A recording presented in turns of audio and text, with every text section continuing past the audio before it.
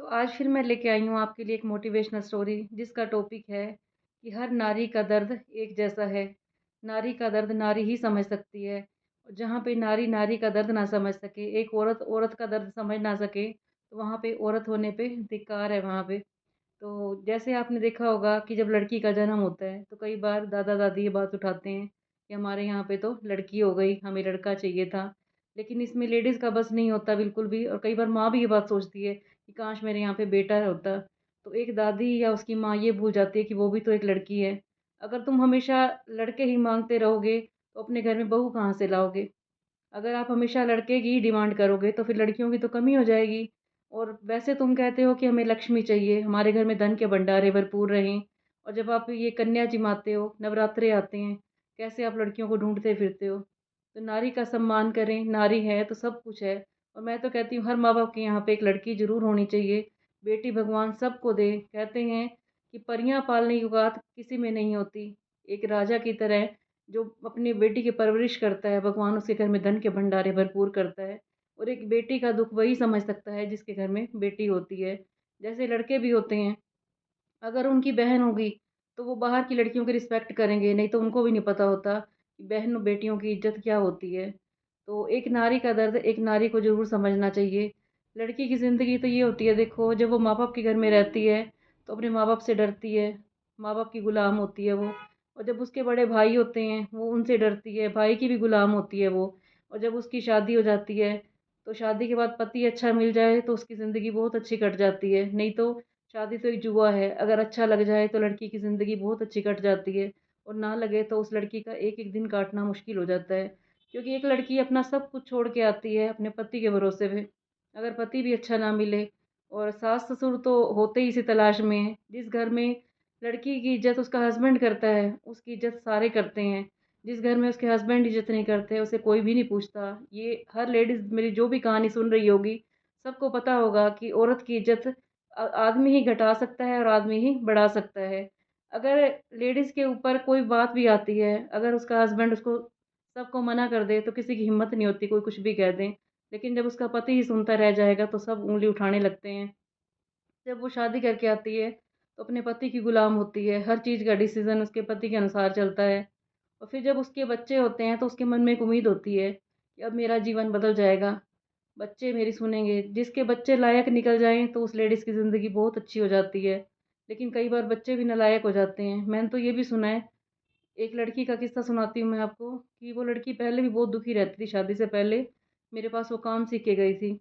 और फिर जब उसकी शादी हुई तो पति भी उसका शराबी था, शराब पीता था। और फिर बेचारे के जब बच्चे हुए, 3 बच्चे थे उसके, तीनों मिलके अपने पापा के साथ मिलके उस लड़की को मारा करते थे। बताओ, ये है औरत की ज़िंदगी। तो मैंने तो आज तक इतनी दुखी देखी हैं लड़कियाँ, और मैं तो ये सोचती हूँ कि औरत कोई प्रधानमंत्री भी है, कोई प्रिंसिपल है, टीचर है, सब अपने पति की गुलाम है।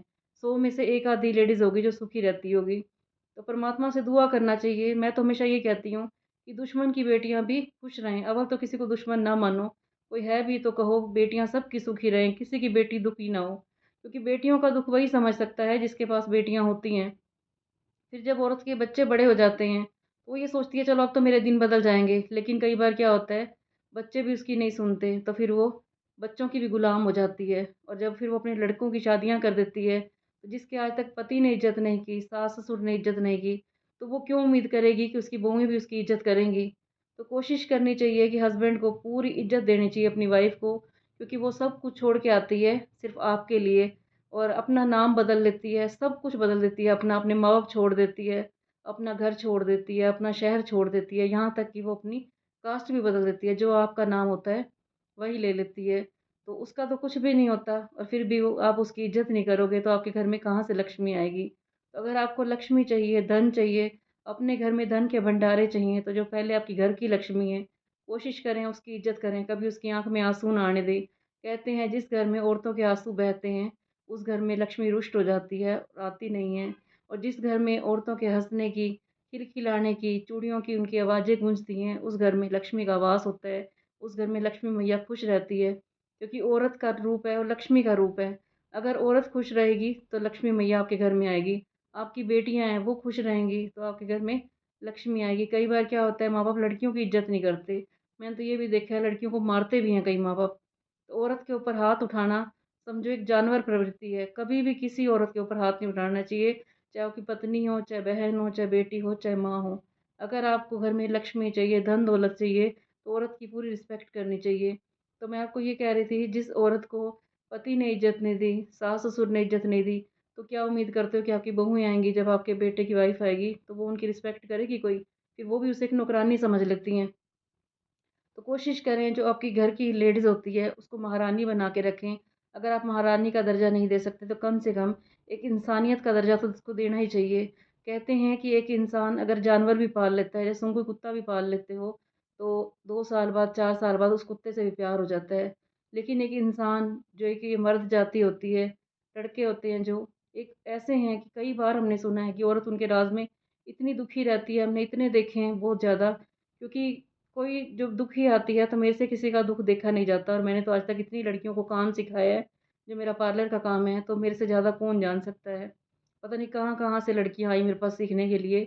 कोई तो सास-ससुर से दुखी, कोई अपने पति से दुखी, कोई कहे मेरे पति शराब पीता है, मैं खाने को नहीं देता। कोई तो ऐसे भी हैं जो कहते थे कि रात को बेल्टों से पीटते हैं हमारे पति, हमने ऐसी-ऐसी देखी हैं। बेचारी आधी रात को पीट के फ़ोन करती थी, आंटी आप हमें बुला लो। लेकिन अब मैं भी नहीं बुला सकती क्योंकि हम अपने पास रखने लग जाएँ तो उनके घर के कहेंगे कि तुमने इनको क्यों बुला लिया अपने पास? हमारा काम सिर्फ़ काम सिखाना होता है। जितनी हो सके मैं हेल्प करती हूँ और रख हम सकते नहीं हैं क्योंकि उनके घर परिवार वाले भी आ जाएँगे, कहेंगे भई ये तुमने क्या किया? यहाँ पे क्यों रख लिया? क्योंकि मैं तो कहती हूँ कि औरत की हालत वो हो जाती है शादी के बाद, धोबी का कुत्ता घर का ना घाट का। ना तो वो अपने मायके रह सकती है और ना वो अपने पति के साथ रह सकती है। माँ-बाप के घर रहेगी तो सारे यही कहेंगे माँ-बाप के साथ पति का घर छोड़ के आ गई है। और जब पति के साथ नहीं बनेगी तो कहेंगे जब पति के साथ ही नहीं बनी तो हमारे पास आ गई है। तो हर लड़के को, हर हस्बैंड को मैं यही बात करूँगी कि अपनी वाइफ़ को पूरी रिस्पेक्ट दें, उसका पूरा खर्चा उठाएँ क्योंकि वो तुम्हारे भरोसे पे ही आई है। कई बार क्या होता है कि लड़कियाँ केस कर देती हैं अपने हस्बैंड के ऊपर और फिर वो क्या करते हैं इस डर की वजह से उनको खर्चा देना शुरू कर देते हैं। मैं कहती हूँ तुम जब सरकारी काम करके भी खर्चा देते हो क्यों ना उसको अपने घर में खुश रखो, उसको तब खर्चा दो। अगर तुम घर में एक नौकरानी भी लेके आते हो तो उसको महीने के कितने पैसे देते हो हिसाब लगाओ। तुम्हें फ्री में खाना बनाने वाली मिल जाती है, फ्री में तुम्हें कपड़े धोने वाली मिल जाती है, फ्री में तुम्हारे बच्चों के लिए एक आया मिल जाती है। उसके बाद भी तुम लोग रिस्पेक्ट नहीं करते और ये तो सास ससुर को भी सोचना चाहिए कि तुम घर में बहू लेके आए हो, कोई नौकरानी नहीं लेके आए। तो कोशिश करना कि हर लेडीज़ को पूरा सम्मान देना, चाहे आपकी माँ हो, बहन हो, बेटी हो, बहू हो, क्योंकि जिस घर में औरतें खुश रहती हैं, वहाँ पे लक्ष्मी का वास होता है। और आपने ये कहावत भी सुनी होगी, यत्र नरंतु पूजते तत्र रम्यते देवता। भई जहाँ पे नारी को पूजा जाता है, नारी का सम्मान होता है, वहाँ पे देवता निवास करते हैं। लेकिन होता क्या है, लोग दिवाली वाले दिन लक्ष्मी की पूजा करते हैं और किसी कोने में लक्ष्मी ही आँसू बहा रही होती है। तो कैसे आएगी तुम्हारे घर में लक्ष्मी?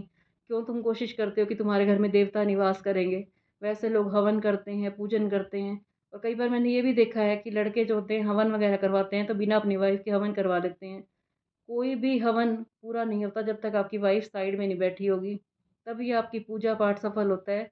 जब आप अपनी पत्नी के साथ करते हो, कोई भी यज्ञ करते हो, हवन करते हो, तो उसका फल आपको दुगना लगता है। अगर नहीं करते, उसके होते हुए भी किसी के कहने में आके अगर आप खाली बैठते हो हवन के ऊपर, तो कोई फ़ायदा नहीं होता उस हवन पूजा का।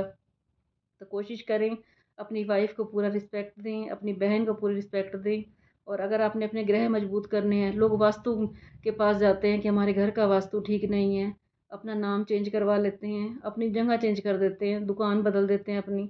बड़े-बड़े राशियों की नग वाली जो राशियाँ होती हैं, उनके नग डालते हैं, अंगूठियाँ बनवा लेते हैं, लेकिन अपने आप को चेंज नहीं करते। पहले तो कोशिश करनी है खुद को चेंज करना है। कई बार क्या होता है कि जेंट्स आते हैं बाहर, बाहर का गुस्सा घर की औरतों के ऊपर निकाल देते हैं और उनके ग्रह खराब हो जाते हैं। मैंने एक स्पेशल वीडियो भी बनाई थी कि हमारे ग्रह क्यों खराब होते हैं। तो जितना आप क्रोध करोगे, चिल्लाओगे, आपके उतने ग्रह खराब हो जाएँगे और अगर आप औरत का सम्मान करते हो, तो आपके पास सब कुछ दौड़ा चला आएगा। धन, वैभव, लक्ष्मी हर चीज़ आएगी। तो सीधा-सा सार है कि अगर आपको धन लक्ष्मी चाहिए तो घर की लक्ष्मी का सम्मान करना ही पड़ेगा। तो बताना आपको मेरी वीडियो कैसी लग रही है? अच्छी लग रही हो तो इसे आगे शेयर कर देना और जिसने मेरे चैनल को सब्सक्राइब ना किया हो वो सब्सक्राइब भी कर लेना। कल फिर मैं आपके पास आऊँगी एक और वीडियो लेके।